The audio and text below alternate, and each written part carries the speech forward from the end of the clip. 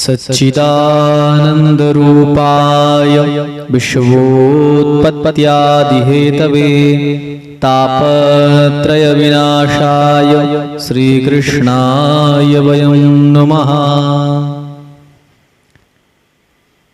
तो कहा गया है भगवान का स्वरूप कैसा है। जो जगत की उत्पत्ति, स्थिति और विनाश के हेतु हैं तथा जो तीनों प्रकार के पाप के नाश करता है, सच्चिदानंद स्वरूप भगवान श्री कृष्ण को हम सब वंदन करते हैं। परमात्मा के तीन स्वरूप शास्त्रों में कहे गए हैं, सत, चित और आनंद।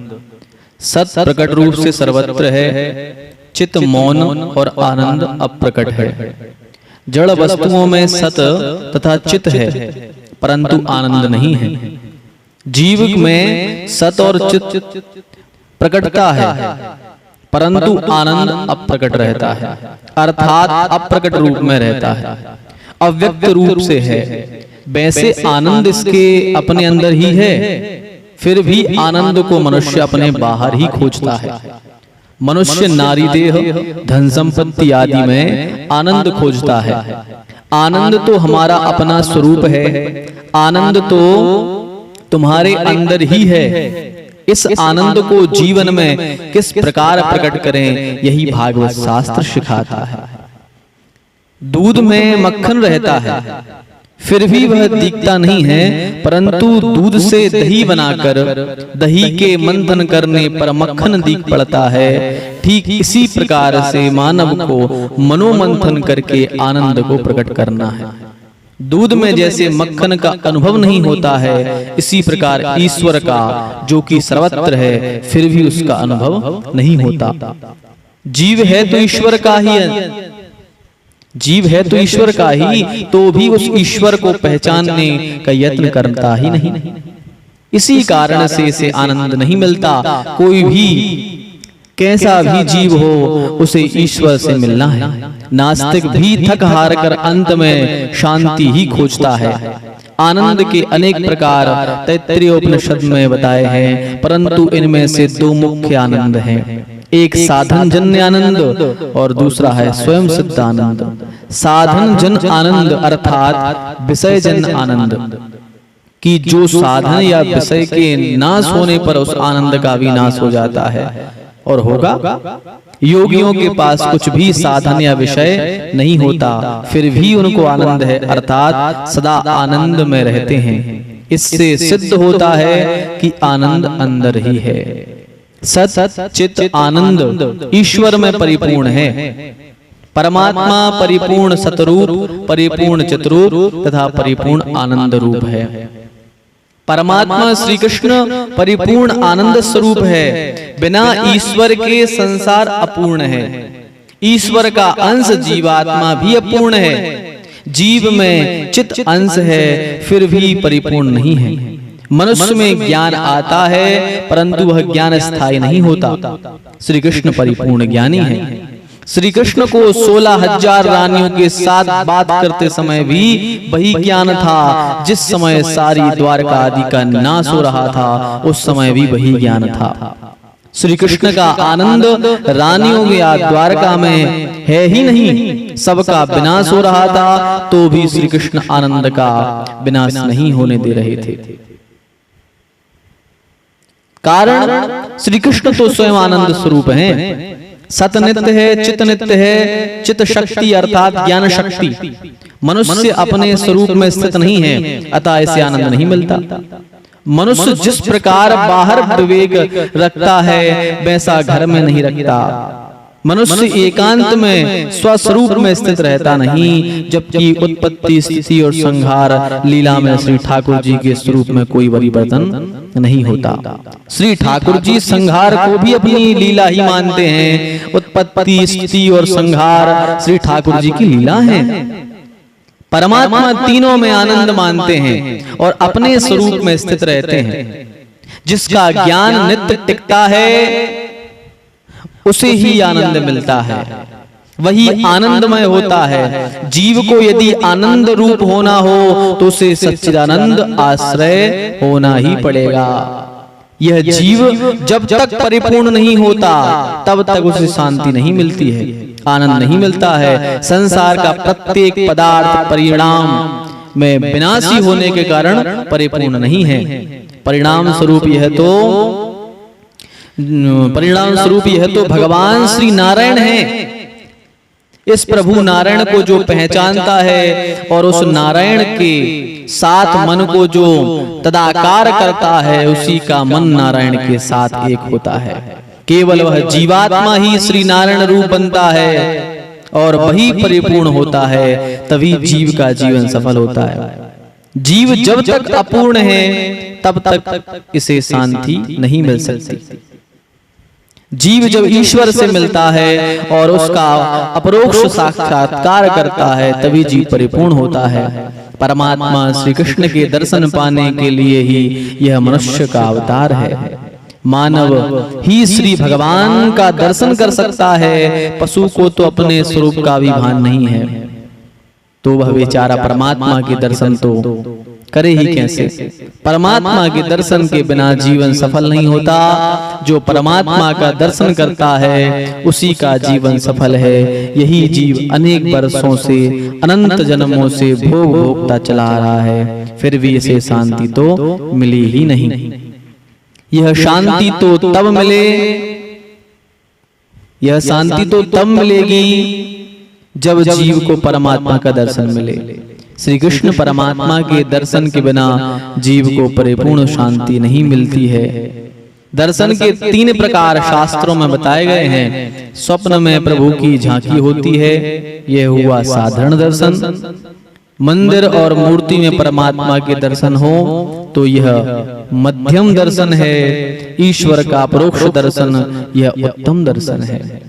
परमात्मा का परोक्ष साक्षात्कार जब होता है तब जीवन सफल होता है। वेदांत में साक्षात्कार के 2 प्रकार कहे हैं, परोक्ष ज्ञान, अपरोक्ष ज्ञान। ईश्वर किसी एक स्थान पर है ऐसा जो माने वह परोक्ष साक्षात्कार है। ईश्वर के बिना कुछ नहीं है, ईश्वर ही सब कुछ है। मैं भी ईश्वर से भिन्न नहीं हूँ, यही है ईश्वर का अपरोक्ष साक्षात्कार। जिसे मैं स्वयं ब्रह्म हूँ, अहम ब्रह्मास्मि, ऐसा ज्ञान अनुभव होता है, उससे अपरोक्ष साक्षात्कार हुआ है ऐसा कहा जाता है, माना जाता है। देखने वाला ईश्वर को देखते ही ईश्वरमय बनता है, तभी उसे ईश्वर का अपरोक्ष साक्षात्कार होता है। ईश्वर का ही सब में अनुभव करते करते जो उसी में एक रूप हो जाता है, केवल वही ईश्वर के परिपूर्ण स्वरूप को जान सकता है, पहचान सकता है। और वेदांत में इसी को अपरोक्ष साक्षात्कार कहते हैं। ईश्वर जगत में किसी एक स्थान में है, यह ज्ञान भी अपूर्ण है। ईश्वर सर्वव्यापक है, यह केवल एक मूर्ति में आया, मंदिर में रह नहीं सकते हैं, समा नहीं सकते हैं। मंदिर में प्रभु के दर्शन कर लेना, वह ज्ञानी पुरुष जहां दृष्टि जाती है वहीं भगवान स्वरूप का अनुभव करते हैं। मंदिर में प्रभु के दर्शन करके बाहर आने पर प्रत्येक में परमात्मा का दर्शन करें। मन जहां जाए वहां ईश्वर का दर्शन करें। यही है ईश्वर का असाधारण दर्शन।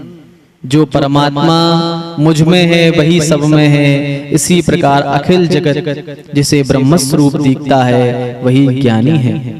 सब में परमात्मा का अनुभव करते करते उसे अपने स्वरूप में भी परमात्मा का अनुभव होता है। परमात्मा के परोक्ष दर्शन से कोई विशेष लाभ नहीं होता है, परंतु जीव जब परमात्मा का परोक्ष दर्शन करता है तभी कृतार्थ होता है।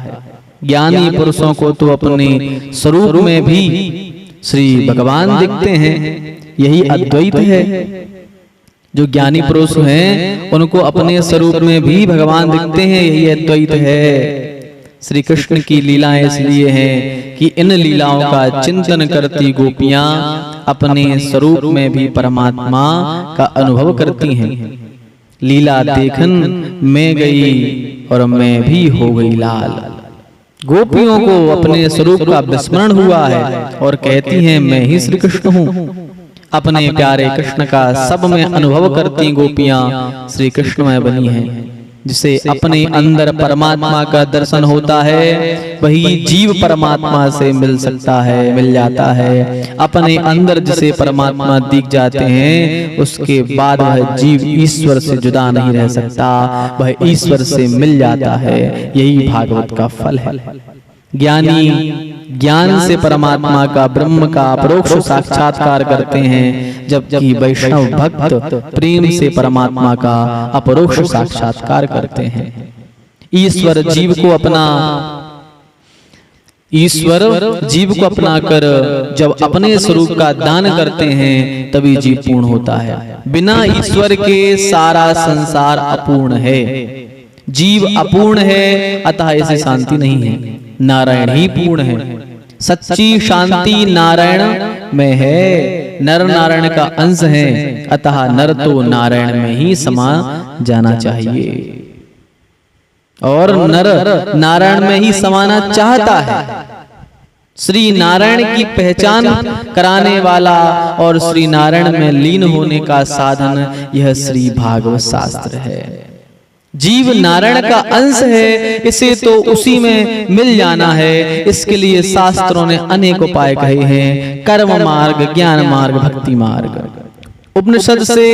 उपनिषदों के ज्ञान से ईश्वर का अपरोक्ष साक्षात्कार होता है, परंतु श्री व्यास जी ने विचार किया कि उपनिषदों की भाषा गूढ़ है, सामान्य मनुष्य से समझ नहीं सकेंगे। उपनिषदों का ज्ञान तो दिव्य है, परंतु अपने जैसे विलासी लोग वैसे दिव्य ज्ञान का अनुभव नहीं कर सकते, न कर सकेंगे। कारण मनुष्यों के जीवन अति विलासी है, इसलिए ज्ञान मार्ग से जीव ईश्वर के पास जा सके यह असंभव है। अति वैराग्य के बिना ज्ञान मार्ग में सफलता नहीं मिलती। ज्ञान की बुनियाद है वैराग्य। ऐसा अति वैराग्य प्राप्त करना कठिन है। श्री सुखदेव महाराज कहते हैं अति वैराग्य प्राप्त हुआ था। श्री सुखदेव जी महाराज को ऐसा अति वैराग्य प्राप्त हुआ था, जन्म होते ही उन्होंने वन की ओर प्रयाण किया था और पिता से कहा था आप पिता नहीं हैं और मैं पुत्र नहीं हूँ। वेद त्याग का उपदेश करते हैं, शास्त्र सब कुछ छोड़ने को कहते हैं। शास्त्र तो कहते हैं काम छोड़ो, क्रोध छोड़ो, परंतु मनुष्य कुछ छोड़ नहीं सकता। जो साधारण पान सुपारी भी नहीं छोड़ सकते, वे काम क्रोध लोभ किस प्रकार छोड़ेंगे? वे घर का त्याग किस प्रकार करेंगे? सर्वसाधारण मनुष्य को तो कुछ करना नहीं है और वह कुछ छोड़ भी नहीं सकता, परंतु वेदांत शास्त्र तो कहता है कि सब कुछ छोड़कर सर्वस्व का त्याग करके ईश्वर के पीछे पड़ोगे, तभी तुम ईश्वर को पहचान सकोगे, उनसे मिल सकोगे। सर्व का त्याग, सर्वस्व का त्याग तो साधारण मनुष्य के लिए संभव नहीं है। वेद के 4 भाग हैं, संहिता, ब्राह्मण, आरण्यक और उपनिषद। वेदों की समाप्ति उपनिषदों से होती है, अतः उसे वेदांत कहते हैं। आरण्यक में उपनिषद वाला भाग आता है। जिन ग्रंथों का चिंतन ऋषि करते हैं उन्हें आरण्यक कहते हैं। और बंगलों में भोग विलासों में रहने वालों का उपनिषदों के अध्ययन में अधिकार नहीं है। अपने जैसे संसार में फंसे जीव उपनिषदों के ज्ञान को पचा नहीं सकते। इन सब बातों का विचार करके भगवान व्यास जी ने श्रीमद् भागवत शास्त्र की रचना की है। उपनिषदों का बताया मार्ग अपने जैसे लोगों को सुलभ नहीं है। उपनिषदों का तात्पर्य त्याग में है। जो पान सुपारी चाय नहीं छोड़ सके और जो 2-4 घंटे कथा में बैठे तो भी नसबार चींकड़ी की डिब्बी छोड़ नहीं सकते, वे काम क्रोध आदि विकारों को कैसे छोड़ सकेंगे? जिनसे चूना झरदा की डिब्बी नहीं छूट रही, वो काम क्रोध छोड़ेंगे? जो काम सुख का उपभोग करते हैं वे योगाभ्यास कर नहीं सकेंगे। भोगी यदि योगी होने जाएगा तो वह रोगी हो जाएगा। ज्ञान मार्ग में जिसका पतन होता है वह नास्तिक बनता है। योग मार्ग में जिसका पतन होता है वह व्यक्ति रोगी बनता है। भक्ति मार्ग में जिसका पतन होता है वह आसक्त बनता है। और कलयुगी मनुष्य योगाभ्यास नहीं कर सकता। इस भागवत शास्त्र की रचना कलयुग के जीवों को उद्धार करने के लिए की गई है। श्रीमद् भागवत में एक नवीन मार्गदर्शन कराया गया है। हम घरबार और धंधा छोड़ नहीं सकते हैं, ऐसा कहने वालों को भागवत शास्त्र कहता है निराश ना होना। सब कुछ छोड़कर जंगल में जाने की जरूरत नहीं, केवल जंगल में जाने से ही आनंद मिलता है, तो ऐसा नहीं है। जीव जब सब प्रकार की प्रवृत्तियां छोड़कर निवृत्ति में बैठता है तब भी मन में प्रवृत्ति के विचार आते हैं। श्री भागवत शास्त्र का आदर्श दिव्य है। गोपियों ने घर नहीं छोड़ा, गोपियां घर का काम करती थीं, उन्होंने स्वधर्म का त्याग नहीं किया। वे वन में नहीं गईं, फिर भी वे श्री भगवान को प्राप्त कर सकीं। श्री भागवत शास्त्र ऐसा मार्गदर्शन करता है कि योगी को भी आनंद समाधि में मिलता है। वही आनंद आप घर में रहते हुए प्राप्त कर सकते हैं जो योगी समाधि से आनंद प्राप्त करता है। घर में रहकर भी आप प्रभु को प्रसन्न कर सकते हैं, प्राप्त कर सकते हैं, परंतु आपका प्रत्येक व्यवहार भक्तिमय हो जाना चाहिए। गोपियों का प्रत्येक व्यवहार ही भक्तिमय बन गया था। घर में रहकर श्री भगवान का दर्शन हो सकता है। गोपियों को घर में ही परमात्मा का दर्शन हुआ है। गोपियां यही मानती थीं कि जहां हम जाते हैं वहां हमारा श्री कृष्ण हमारे साथ आता है। ब्रज में ऐसी गोपियों के दर्शन करके उद्धव जी का ज्ञान गर्भ उतर गया था। गोपियों के सत्संग के बाद उद्धव जी कहने लगे, वंदे नंद ब्रजस्त्रीणाम पाद रेणु वीक्षण सह तासाम हरि कथोद्गीतम पुनाति भुवनत्रयम्। नंद बाबा के ब्रज में रहने वाली इन गोपियों की चरण रज को मैं बारंबार प्रणाम करता हूँ और इसे मस्तक पर चढ़ाता हूँ। अरे इन गोपियों ने भगवान श्री कृष्ण की लीला कथाओं के संबंध में जो गुणगान किए हैं वे तो तीनों लोगों को पवित्र कर रहे हैं और सदा पवित्र करते रहेंगे। गोपियां सब में श्री भगवान को निहारती हैं। वे कहती हैं इस वृक्ष में, लता में, फूल में, फल में मुझे मेरा प्रभु दिखता है। मेरा कृष्ण तो मुझे छोड़कर जाता ही नहीं है। गोपियों को घर में ही परमात्मा का साक्षात्कार हुआ है। श्री भागवत में कहा है कि घर में रहो, अपने व्यवहार करो, फिर भी परमात्मा को प्राप्त कर सकोगे। घर में रहना पाप नहीं है, परंतु घर को मन में रखना पाप है। सबको साधु होने की जरूरत नहीं है। यदि आप सब सन्यास ले लेंगे तो साधु सन्यासियों का स्वागत कौन करेगा, उनका सम्मान कौन करेगा। गोपियों की प्रेम रक्षणा भक्ति ऐसी दिव्य है कि उनको घर में रहते हुए भी प्रभु की प्राप्ति हुई है। श्री कृष्ण रूप बनी है। इस प्रकार श्री कृष्ण में जिसका मन लगेगा वह श्री कृष्ण रूप हो जाएगा। ऐसे अलौकिक भक्ति मार्ग का भगवान व्यास नारायण इस भागवत शास्त्र में वर्णन करेंगे और इसी भक्ति द्वारा परमात्मा का साक्षात्कार होगा। श्रीमद् भागवत आपके प्रत्येक व्यवहार को भी भक्तिमय बना देगा। भागवत व्यवहार और परमार्थ का समन्वय कर देगा। आपको घर में भी वही आनंद देगा जो आनंद योगी वन में बैठकर भोगते हैं। योगी समाधि में जैसा आनंद पाते हैं वैसा आनंद ग्रस्त को भी प्राप्त हो सके, इसलिए भागवत शास्त्र की रचना की गई। संसार के विषय सुखों के प्रति वैराग्य हो और प्रभु के प्रति प्रेम जागे, यही भागवत की कथा लीलाओं का उद्देश्य है। भागवत अर्थात भगवान को मिलने मिलाने का साधन। संतों का आश्रय लेने वाला संत बनता है, भागवत का आश्रय लेने वाला भगवान होता है। और भागवत का आश्रय लेने वाला व्यक्ति स्वयं भागवत बन जाता है। भक्ति केवल मंदिरों में नहीं अपितु जहां भी बैठ जाओ वहीं हो सकती है। इस भक्ति के लिए कोई देश, स्थान या काल समय की जरूरत नहीं। भक्ति तो 24 घंटे करनी है। भक्ति के काल समय और भोग के काल समय ऐसा जो भेद रखता है वह भक्ति नहीं कर सकता। भक्ति सतत करो, निरंतर करो, 24 घंटे ब्रह्म संबंध बनाए रखो, हमेशा ध्यान रखो, सदा सावधान रहो कि माया के संबंध ना हो जाए भैया माया से। जब वसुदेव जी ने श्री कृष्ण को मस्तक पर पधराया तब उनका ब्रह्म संबंध हुआ, जिससे उनके हाथ पैर की बेड़ियां टूट गईं, परंतु योग माया को लेकर जब वापस पहुंचे तो फिर बंधन में पड़ गए। वसुदेव जी का ब्रह्म संबंध तो हुआ परंतु वे इसको टिकाए ना रख सके। ब्रह्म संबंध तो टिकाए रखना चाहिए, ईश्वर का स्मरण छोड़ना नहीं चाहिए। वैष्णव भक्त भगवान के साथ खेलते हैं। जीव जो क्रिया करता है जब वह सब ईश्वर के लिए करता है तो उसकी प्रत्येक क्रिया भक्ति बन जाती है।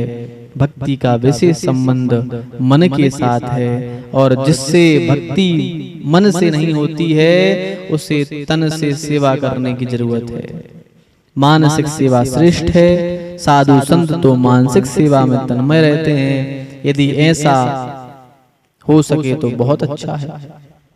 यदि ऐसी सेवा तन्मयता से हो जाए तो जीव कृतार्थ होता है। भक्ति मार्ग की आचार्य गोपियां हैं, उनका आदर्श मन और आंखों के सामने रखो। ज्ञान मार्ग से, योग मार्ग से जिस ईश्वर के आनंद का अनुभव होता है उसी आनंद का अनुभव इस भक्ति से सहज प्राप्त होता है। ज्ञानी योगियों को जो ब्रह्मानंद प्राप्त होता है वही इस साधारण जीवात्मा को भी प्राप्त हो। ऐसे उद्देश्य से श्री भागवत की रचना की गई है। इसमें तो भगवान का स्वरूप बताया है। भगवान कैसे हैं? तापत्रय विनाशाय श्री कृष्णाय वयं नमः। परमात्मा के स्वरूप का वर्णन करते हुए कहा गया है तापत्रय विनाशाय। दुख मन का धर्म है, आत्मा का नहीं। मनुष्य दुख में ईश्वर का स्मरण करता है जिससे उसका परमात्मा के साथ अनुसंधान होता है और उसे आनंद मिलता है। जीव का स्वभाव सुंदर नहीं है। परमात्मा का शरीर तो हो सकता है कि कभी सुंदर ना भी हो। कूर्मा अवतार, वराह अवतार के शरीर सुंदर नहीं थे, परंतु श्री परमात्मा का स्वभाव सुंदर, अतिशय सुंदर, दूसरों के दुख दूर करने का परमात्मा का स्वभाव है। इसलिए तो भगवान वंदनीय है। आध्यात्मिक, आदि दैविक तथा आदि भौतिक तीनों प्रकार के तापों का नाश करने वाले भगवान श्री कृष्ण की हम वंदना करते हैं। बहुत लोग पूछते हैं कि वंदना करने से क्या लाभ है, वंदना करने से पाप जलते हैं। श्री राधा कृष्ण की वंदना करेंगे तो आपके सारे पाप नष्ट होंगे, परंतु वंदना अकेले शरीर से नहीं मन से भी करो। ईश्वर श्री राधा कृष्ण को हृदय में पधराओ और उनको प्रेम से नमन करो। नमन प्रभु को बंधन में डालता है। दुख में जो साथ दे वह ईश्वर है और जो सुख में साथ दे वह जीव है। ईश्वर सर्वदा दुख में ही साथ देते हैं, अतः ईश्वर वंदनीय है। ईश्वर ने जिस जिस को सहायता दी है उसको दुख से ही सहायता दी है। पांडव जन तक दुख में थे तब तक, पांडव जन जब तक दुख में थे तब तक श्री कृष्ण ने उनकी मदद की, पर पांडव जब सिंहासन पर बैठे तब श्री कृष्ण भगवान वहां से चले गए। ईश्वर जिसे भी मिले हैं दुख में ही मिले हैं। सुख का साथी जीव है और दुख का साथी ईश्वर। इस बात का सतत मंथन करो। मनुष्य धन पाने के लिए जितना प्रयत्न करता है और दुख सहन करता है उससे भी कहीं कम प्रयत्न यदि ईश्वर के लिए भी किए करे तो उसे ईश्वर अवश्य मिलेगा। कन्हैया तो बिना बुलाए गोपियों के घर जाता था, परंतु वह मेरे घर क्यों नहीं आता? ऐसा कभी विचार भी किया है? आप भी निश्चित कीजिए कि मैं भी ऐसे सत्कर्म करूंगा कि कन्हैया मेरे घर भी आएगा। श्री भगवान के आगे हाथ जोड़कर, हाथ जोड़ना मस्तक नवाना, इसका क्या अर्थ है? हाथ क्रिया शक्ति का प्रतीक है। हाथ जोड़ने का अर्थ है कि मैं अपने हाथों से सत्कर्म करूंगा। मस्तक नवाने का अर्थ है मैं अपनी बुद्धि शक्ति को हे नाथ आपको अर्पित करता हूँ। बंधन करने का अर्थ है अपनी क्रिया शक्ति और बुद्धि शक्ति श्री भगवान को अर्पित करनी चाहिए। श्री भगवान को बंधन करने से पाप ताप का नाश होता है। निर्भय होना हो तो प्रेम से भगवान श्री कृष्ण की वंदना करो। मेरे भगवान दया के सागर हैं, केवल वाणी और शरीर से नहीं परंतु हृदय से भी वंदना करो।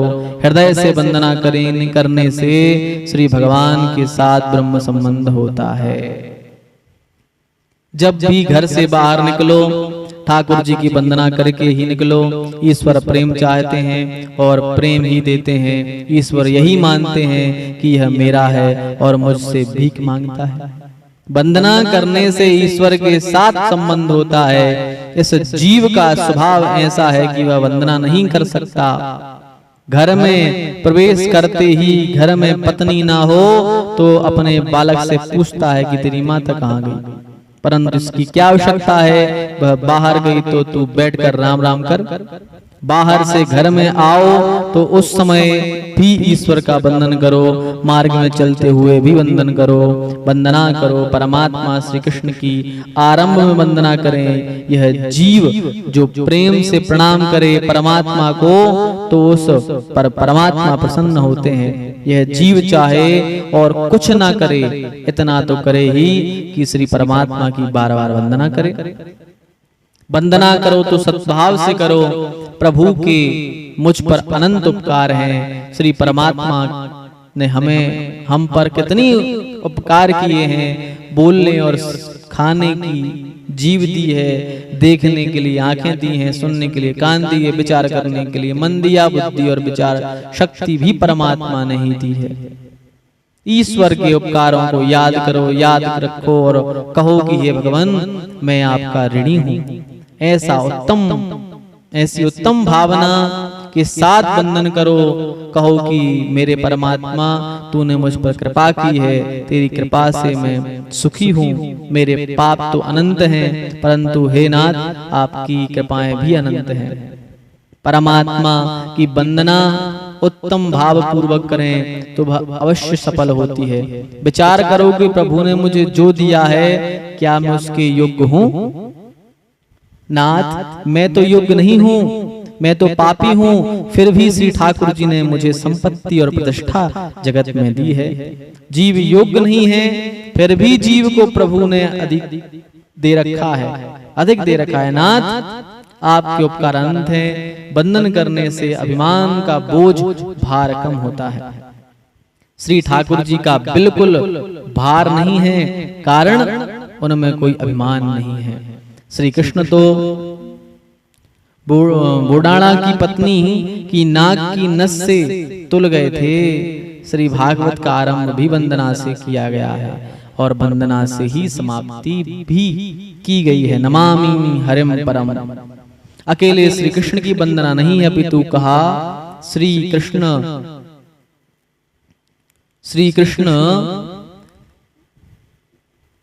कृष्ण राय राधा कृष्णाय वयम नमः। श्री जी का अर्थ है राधा जी। श्री राधा जी के साथ विराजमान श्री ठाकुर जी की मैं वंदना करता हूँ। परमात्मा की वंदना कर लेने के बाद श्रीमद् भागवत के वक्ता श्री सुखदेव जी की वंदना की गई है। वंदना करके तुम्हारी क्रिया शक्ति और बुद्धि शक्ति अर्पण करने के पश्चात कुछ अघटित कार्य या विचार न किया जाए। पढ़ने और विचारने की अपेक्षा जीवन में आचरण अधिक श्रेष्ठ है। वेदों का अंत नहीं और पुराणों का पार नहीं है।